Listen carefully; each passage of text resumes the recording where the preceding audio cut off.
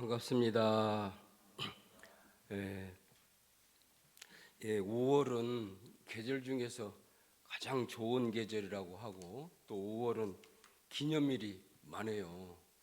그래서 제가 언젠가도 한번 이 얘기를 했듯이 이제 5월을 시작할 때 감탄사를 한번 하고 5월입니다. 이렇게 시작해야 된다고 제가 강조를 했었는데 저는 그렇게 하고 시작했거든요. 우리 대학교당 우리 교도님들 5월 시작하면서 5월입니다. 감탄사를 한번 하고 하셨는지. 근데 그럼에도 불구하고 이제 5월을 거의 마무리하는 입장에서 그렇게 감탄사를 하고 좋은 마음을 가지고 시작했음에도 불구하고 약간 지치네요.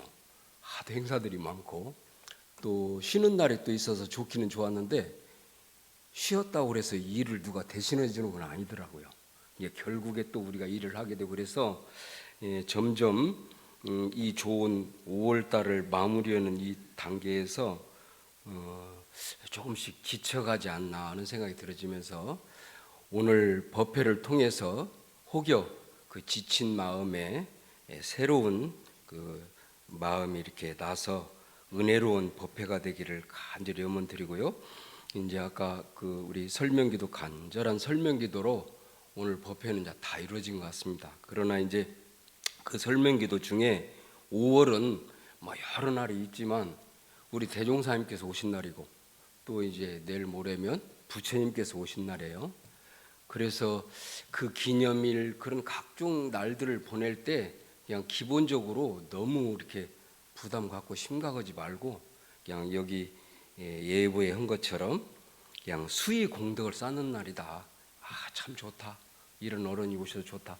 더더군다나 우리 원불교인들은 예수님이 탄생한 날도 마음 가운데 마음껏 기뻐할 수 있잖아요. 우리 대종사님께서는 이런 세상 진리를 밝히시면서 모든 성현들의 마음과 이렇게 하나로 연결시켜 줬잖아요. 그래서 우리는 부처님 오신 날도 기쁘게 맞이할 수 있고 예수님 오신 날도 기쁘게 맞이할 수 있는 우리 그 원불교 교법 안에서 그 수의 공덕을 이렇게 쌓으면 좋겠다 그런 생각이 들어지고 또 그날을 기념해 가지고 또 자신의 삶을 이렇게 되돌아보면서 가볍게 새 마음을 챙겨보는 날로 하면 좋지 않을까 생각이 들어집니다. 그 저지난주 법회 때 제가 이제 세계교화 현황 이렇게 소개를 했었죠. 혹시 기억이 나실지 모르겠어요. 현재 25개국에 74개 교당 21개 기관이 세계교화 현장에 나가 있고 여기에 143명 교무가 지금 파견돼서 교화 활동을 하고 있다는 것을 지난번에 소개드렸을 거예요. 그리고 이제 이 중에는 우리 외국인 교무 13명이 있고 이게 외국인으로서 출가해가지고 우리 교무가 된 분들이 13명이 있고 또 현재 외국인 예비 교무가 5명이 지금 우리 원불유학과 영산선학대학 대학원대학교에서 지금 이제 준비하고 있다 그렇게 소개를 드렸는데 그 지난 그 총부 일요 법회 때요 그 밑에 방글라데시에 원주성 교무가 있다고 제가 그때 소개를 드렸죠. 근데 방글라데시의 원주성 교무가 우리 총부에 와가지고 지난주 일요 법회 때 인사를 했어요. 그러면서 제가 그 인사를 이렇게 하는 자기 자신을 삶을 이렇게 쭉 얘기하는 간단한 시간을 보면서 이제 마음 가운데 많은 감동이 있었어요. 그래서 제가 이제 원래 울보라 속으로 또 울었어요. 그러면서 방글라데시에 교화 개척을 하고 있는 원주성 교무 그 원래 방글라데시 이름으로는 돌란 칸디 바루아라네요. 바루아라고 그런 교무인데 2006년도에 우리나라에 이렇게 출가를 결심하고 들어와가지고 4년간 우리 원광대학교 어학원에서 2년간 어학연수를 하고 2년간은 국제부에서 간사 근무를 하고 출가를 해서 영산선학대학에서 4년간 수학하고 대학원대학교에서 2년간 수학을 해서 정식으로 출가를 해서 교무가 돼가지고 교무된 이후에도 봉동교당하고 인도 교당에 발령이 나서 6년간 근무를 하다가 이제 3년 전에 방글라데시 자기 나라 개척을 위해서 들어가서 있다가 코로나 때문에 꼼짝 못 오고 있다가 3년 만에 들어와서 이제 귀국 인사를 했어요. 그러면서 그 귀국 인사를 들으면서 참 말씨도 어눌하고 그 마음 가운데 또 많이 미안하기도 하고 이제 그런 생각이 들어지면서 오늘 우리 교당 교도님들께 그 영상을 인사 영상을 좀 같이 좀 봤으면 좋겠다. 그래서 제가 전산실에 부탁을 해가지고 자막을 넣어두려고 그랬어요. 그러니까 아마 발음은 조금 그런데 자막을 보시면서 우리 원주성교무 귀국 인사 영상 한번 같이 한번 보시겠습니다.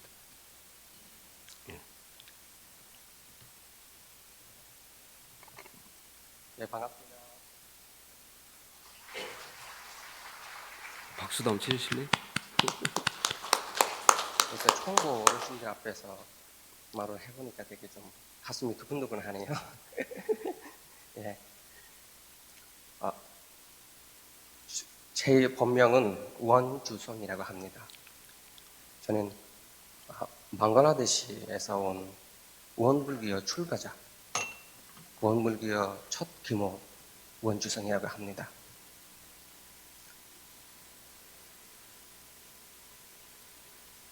저와 원불교 인연을 어떻게 좀 알고 싶죠? 예. 저는 처음 2006년도에 한국에 처음 왔습니다.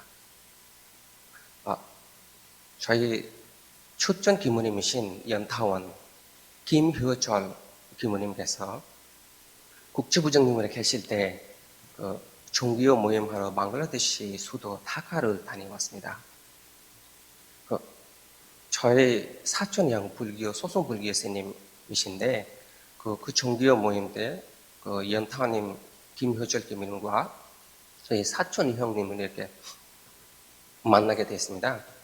그 원불교 이렇게 초대로 저희 사촌 형님하고 의회 스님 두세 분이 한국에 와서 좀 한국 우리 원불교 하는 것을 보고는 연타님께서 우리 방글라데시와 한국 원불교라는 인연이 맺으면 좋겠다고 하셔서 그 연타님께서 우리 원불교 지원으로 우리 소송 마을 안에서 원불교 지역사회센터를 좀 지었습니다. 그 지역사회센터를 지었는데 그래도 원불교를 공부를 해가지고 그 지구를 지키는 사람이 있어야 되잖아요. 근데 연타님께서 사촌 형님한테 원불교를 공부하고 싶은 사람이 있으면 좀 초청을 해달라고 하셨는데, 근데 저를 이렇게 뽑아서 한국에 보내주셨습니다. 저 한국에 처음에 와서 이렇게 이 자리에서 매주 빠짐없이 일요일 법회를 보면서 이렇게 궁금히 생각을 많이 했습니다. 저도 앞으로 원불교를 공부하면 이렇게 기모를 될 수 있는 것을 궁금히 생각을 했습니다. 저 와서 한국의 완강대학교 학원에서 한국말을 좀 공부를 하게 됐습니다. 그리고 국제부에서를 이렇게 칸사스랑 좀 살았습니다. 저도 4년 동안 칸사 기간 동안 저희 출전 기무님께서 저도 모르게 방글라데시를 다시 찾으러 갔습니다. 저희 집을 부모님과 저희 집 사람들이 모두를 불려가지고 이렇게 저를 원불교를 공부하고 싶은 이야기를 드렸습니다. 그때 저희 부모님은 그 말씀을 듣고 오늘부터 우리 아들이 아니고 완전히 원불교한테 우리 연타님한테 제가 희생을 했습니다.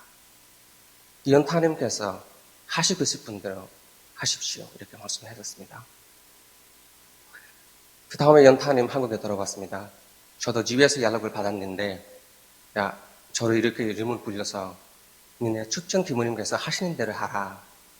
딱 그 말씀을 듣고 반대하지도 않고 예 알겠습니다 하겠습니다 그렇게 말씀드렸습니다. 그 인연으로 한국에 제가 오게 됐고 한국의 원불교와 인연이 맺었습니다. 그 간사 이렇게 2년간 한국 간사들처럼 이렇게 살았습니다. 살면서도 만덕산 훈련에서 교당에서도 많이 살았습니다. 간사 생활을 마치고 영상선악대학교 입학했습니다. 4년간 영상선악대학교에서 이렇게 열심히 수행과 수도를 해가지고 졸업을 마쳤습니다. 그래서 영산에서 공부를 하면서 제가 도망갈 때가 있었습니다. 도망은 가가지고 어디 가신지 아세요? 산밭집에 갔습니다. 공부할 때 생활할 때 힘들면 바로 누구를 찾아가신지 아십니까? 바로 소태상 대종사님을 찾아갔습니다. 바로 내각터에 가가지고 온전한 생각으로 열심히 기도를 올렸습니다. 소태상 대종사님께서 제가 이렇게 멀리에서 와서 공부하는 것은 너무 힘듭니다. 힘을 주십시오. 도와주십시오. 이렇게 해보니까 저도 모르게 이렇게 기도의 위력을 저한테 다가왔습니다. 아이고, 우리 기도 힘을 이렇게 있구나. 그런 것을 마음에 다가왔습니다. 그 4년간 연산 선악대학에 살고 나서는 여기 왕강, 대학교에서 2년간 살았습니다. 살면서도 이렇게 수도와 생활, 공부와 수행을 열심히 해가지고, 교당생 실습도 많이 하고, 또 어느 세월을 보니까 원기 99년도에 제가 초배식을 올렸습니다. 아이고, 이제 제가 규모가 됐습니다. 이렇게 한숨 냈습니다.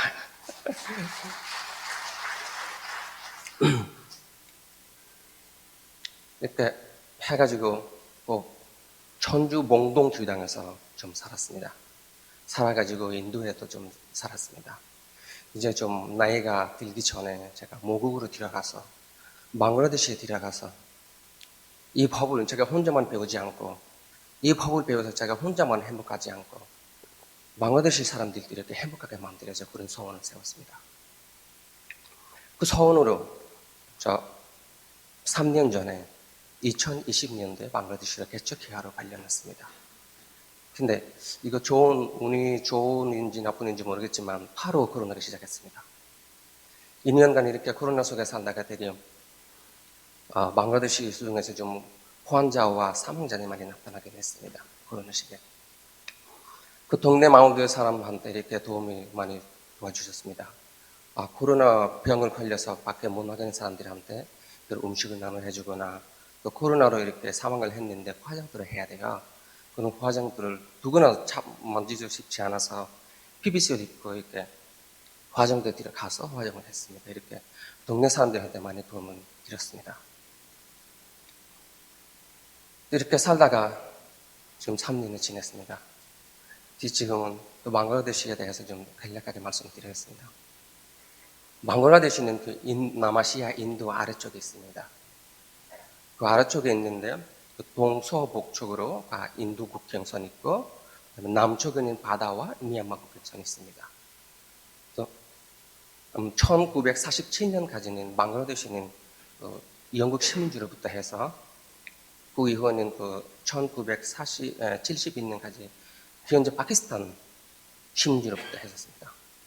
그 이후에는 그 인도 지원 속에서 독립을 하여 새로운 나라 방글라데시가 태어났습니다. 지금 현재 방글라데시는 명족을 보면 14만 8천 이렇게 기록이 됐고요. 그 인구적으로 말하면 1억 7천만 명입니다. 인구는 많죠? 한국보다 거의 3배, 4배 정도 될 것 같은데. 예. 그 1억 7천만 명 중에는 거의 그 91% 정도 이슬람교입니다. 그 다음에 8% 정도 힌두교입니다. 나머지 0.6% 불교, 그 다음에 기독교와 기타 종교들이 있습니다. 이런 이슬람 문화 쪽에서 제가 한국에 처음 와서 규모가 된 저도 행복하게 영광스럽다고 생각합니다. 세계적으로 우리 원불교 교당들이 많이 나가 있는데 이슬람 쪽으로 거의 들어간 교당이 없라고 생각하는데 바로 방글라데시는 처음입니다. 이런 이슬람 문화 속에서도 우리 원불교를 좀 열심히 하고 싶습니다. 그래도 어떻게 하면 우리 원불교 이렇게 초대성 대성사님께서 가르치는 법은 이렇게 펼 수 있는 것은 궁금해서 많이 생각했습니다. 일단 이슬람 사람이 너무 많아가지고 우리 종교적인 활동하는 것은 되게 어렵다고 생각해서 이제는 한국 문화로부터 이제 시작을 해야 하면 좋겠다고 생각했습니다. 또 우리나라에서 한국에 유학하는 학생들도 많고 한국어를 배워서 노동자로 이렇게 들어가는 사람들이 되게 많고 있습니다. 또 앞으로도 점점 많아지고 있습니다. 또 이런 사람은 제가 한글 학당 이렇게 시작을 하면서 우리나라 사람들한테 한국어를 가르쳐주고 그 다음에 한국 문화들이 이렇게 알려주고 줄 필요가 있어서 생각을 많이 했습니다. 또 이렇게 코로나 기간 동안 제가 보니까 또 동네 여자들이 좀 뭔가 하고 싶은데 제가 그 여자들한테 재봉틀을 이렇게 가르쳐주면 어떻냐고 생각을 많이 해봤습니다. 그 보니까 그 재봉틀을 배우고 그 여자들이 자기 옷을 만들어서 입을 수도 하고 그 다음에 밖에서 팔고 이렇게 경제력을 올릴 수도 이렇게 하고 있는데 그런 여러 가지 궁금을 많이 생각을 하고 있습니다. 또 제가 그동안 열심히 너무 공부를 해가지고 우리 총보 어르신들도 많이 도와주시고 이렇게 기도를 많이 해주시고 또 너무 감사하겠습니다. 제가 그동안 공부하면서도 저를 이렇게 사랑해 주시고 안아해 주시고 도와주신 모든 기도님들과 교무님들과 스승님께 감사를 드립니다. 저도 이제 한국에는 얼마 안 남았습니다. 이제 5월 29일에 좀 가게 됐습니다. 저도 가기 준비 중에 이제 몇 가지 좀 선물을 생겼는데 그 중에 제일 생기는 것은 여기 혈압 기계와 그 당뇨 체크하는 기계가 많이 생겼습니다.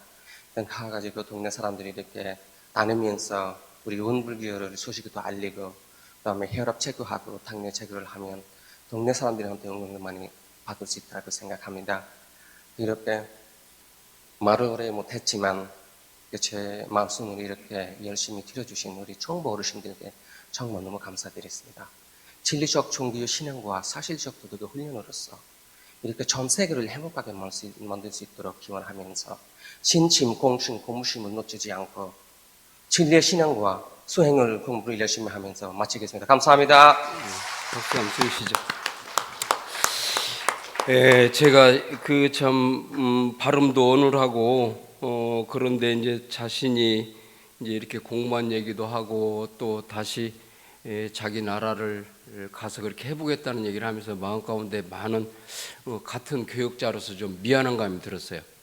그러니까 우리가 대체적으로 잘 아는 사람들은 신경 쓰면서 살잖아요. 근데 잘 아는 사람 중에서도 어떤 사람을 신경 써요? 나하고 관계가 좋은 사람. 잘 알아도 관계가 안 좋은 사람 별로 신경 안 쓰잖아요, 보통.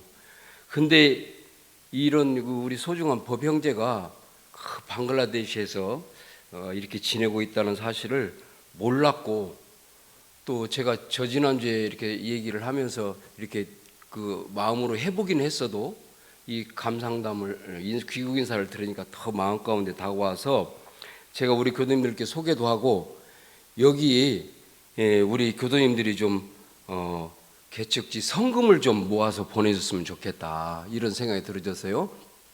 내일 모레 부처님 오신 날인데 부처님 오신 날을 기념해 가지고 우리 교도님들 꼭 좀 성금에 좀 동참해서 우리 원 주성 교무가 말레이시아 방글라데시 개척하는데 좀 도움이 됐으면 좋겠습니다. 오늘 예회부는 꼭 가져가셔요. 왜 그러냐면 예회부 뒷면에 계좌번호가 나와 있거든요. 그러니까 오늘 예회부는 꼭 가지고 가셔서 아마 뭐 1만 원 정도만 해도 방글라데시에는 엄청난 돈이 될 거예요. 아무튼 꼭 좀 참여를 해서 우리 원불교에 출가를 해서 14년 동안 우리 한국에서 보내고 지금 현재 3년째 지금 방글라데시에 지내고 있는 이 원주성교무 힘내라고 박수 한번 치시겠습니다. 그러면서 제가 이제 귀국 인사를 들으면서 제가 이제 떠오른 단어가 이소성대였어요. 우리가 다 같이 합독했던 법문처럼 이소성대는 천리 원칙이다.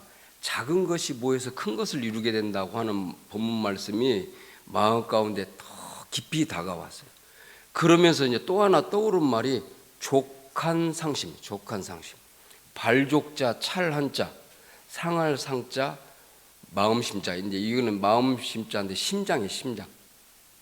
이게 손발이 차면 심장이 상한다. 혹시 이 자리에 손발이 차신 분 계세요? 손발이 차신 분. 예. 근데 제가 걱정할 거 없어요. 제가 한의사 선생님께 여쭤봤더니 손발이 차다고 해서 심장이 상하지는 않다네요. 심장이 조금 약하면 손이 찰 수도 있대요. 그런다고 해서 손발이 차다고 해서 심장이 상한 일이 없다는 거예요.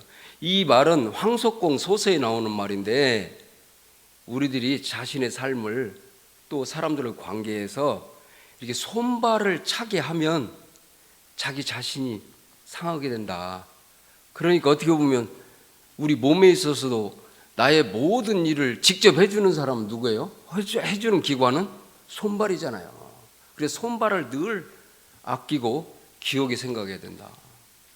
그러면서 저녁에 발 씻을 때 귀찮다고 물 이렇게 해가지고 발가락으로 이렇게 대충 씻지 말고 이렇게 다듬어주면서 고맙다 하면서 씻어야 된답니다.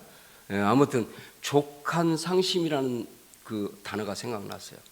어떻게 보면 이 원 주성교무 돌란 칸디 바로아, 이 교무가 우리 교단 전체적인 면으로 보면 저 멀리 있는 손발이 아니겠나 하는 생각이 들어지면서 마음 가운데 많은 느낌이 와서 오늘 그 설교 제목을 이소성대 족한상심 그리고 생명과 생장점이라는 내용으로 준비를 했습니다. 그래서 제가 이제 이 개인에 있어서의 이소성대와 족한상심, 그러니까 이소성대는 상당히 긍정적으로 얘기한 거라면 족한상심은 부정적으로 잘못될 수 있다는 경계하는 말로 우리들이 새겨보면 좋겠다. 그래서 개인에 있어서 이소성대와 족한상심을 생각할 때 우리의 가장 귀중한 생명은 신념과 신용이 아니겠나 그런 생각이 들어집니다. 대산종사님께서 그 대산종사법 해상편 10장 말씀에 신용은 개인이나 교단이나 생명이다 그랬어요. 이게 신용은 다른 사람의 관계의 신용을 보통 쓰지만 이 말을 안으로 자기 자신과의 관계를 되돌아보면 신념입니다. 그래서 우리들이 신념이 자기 개인에 있어서 생명이라고 하는 것을 마음 가운데 새겼으면 좋겠고, 그러면 자기 개인이 이렇게 성장하기 위해서는 생장점이 있어야 되는데, 생장점, 그러니까 나무들이 이렇게 막 다 자라도요, 나무들이 막 전체가 다 자라는 것이 아니라 생장점이 있어서 자란답니다. 그래서 우리들이 개인에 있어서 생장점은 뭘까? 공부심과 분발심이겠다 이렇게 생각을 해봤습니다. 우리들 부처님은 한마디로 열애라고 그러죠. 일이 관지입니다. 부처님의 인격을 갖추신 분들은 쫙 일관하는 거죠. 우리 중생들은 뭐예요? 하다 말고 우리 중생들은 뭐 하다가 말고 이게 우리 중생이에요. 근데 우리 공부인들은 뭐라고 했죠? 제가 언젠가도 설교를 한번 했는데 말다 하고 우리 공부인들은 말았다가 다시 오고 말다 하고가 우리 공부인이 아니겠나 생각이 들으면서 공부심과 분발심을 가지고 말다 하고 하는 삶을 살았으면 좋겠다 이런 생각이 들어서 말씀드리고요. 다음은 단체에 있어서 이소성대 족한상심, 단체에 있어서 이소성대 족한상심을 생각해 보면서 단체도 생명이 있다, 그리고 단체도 생장점이 있다 이렇게 생각을 해봤습니다. 먼저 단체에 있어서 생명은 규율준수, 정산종사님께서 단체의 생명은 규율이라고 그랬습니다. 그 단체는 그 단체가 있게 하는 규율이 있다는 거죠. 만약에 이 규율을 소홀히 하면 그 단체가 생명을 잃는다는 것입니다. 그래서 단체에 있어서 생명은 규율 준수고 공의 존중인데, 이 공의 존중에서 우리들이 영원히 자랑해도 될 만한 예화를 하나 소개해 드리겠습니다. 대웅사님 당대 때는 어떤 일을 위해서 공의를 모은답니다. 근데 어떤 공의를 모을 때는 반대도 있고 찬성도 있고 또 더 좋은 방안도 있고 막 그럴 거 아니에요.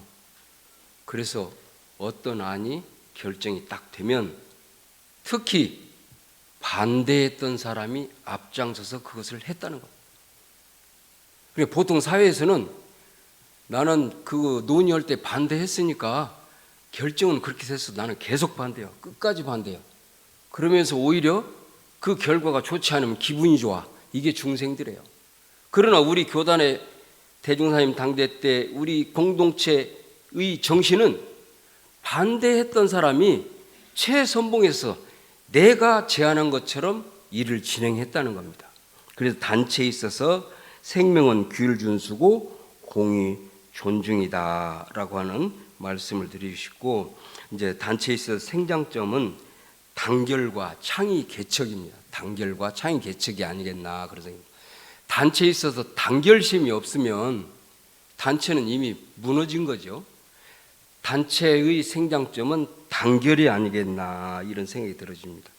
이제 최근에 지난 토요일 날 20일 날 우리 원광대학교 총동문회하고 열린 총동문회가 그동안에 나눠서 활동을 했어요.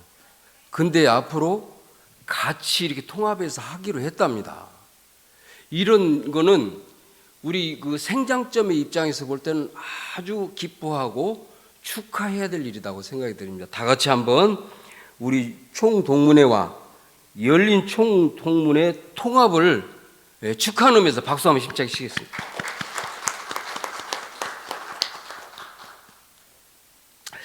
그리고 그 이제 창의 개척 분야인데 성산 총장님께서 그 취임 초기에 이런 말을 여러 번 제가 들었어요. 하지 말라는 거 안 하는 것도 그 중요하지만 해야 될 거 안 하는 거 이거 큰 문제다. 하지 말라는 거 하는 것도 문제지만 하지 말라는 거 하는 거 문제다 그 말이에요. 근데 해야 될 거 안 하는 거는 앞에 기준에서 보면 한 건 아니거니까 괜찮잖아요. 근데 실질적으로는 해야 될 거 안 하는 것이 더 큰 문제다. 이런 문제를 여러 번 지적하는 이야기를 들었습니다. 우리가 그 창의 개척하는 마음으로 해야 될 거 해내는 우리가 됐으면 좋겠고, 그리고 오늘 그 법회 막 들어오기 직전에 얼마 전에 그 우리 학생의 축제가 있었죠. 그때 간호과에서 그 이렇게 뭘 했대요. 그래서 거기서 이익금이 상당히 나왔는데 그 이익금을 우리 간호대 학생들이 발전기금으로 내기로 했다고 우리 최원식 교무가 얘기를 해요.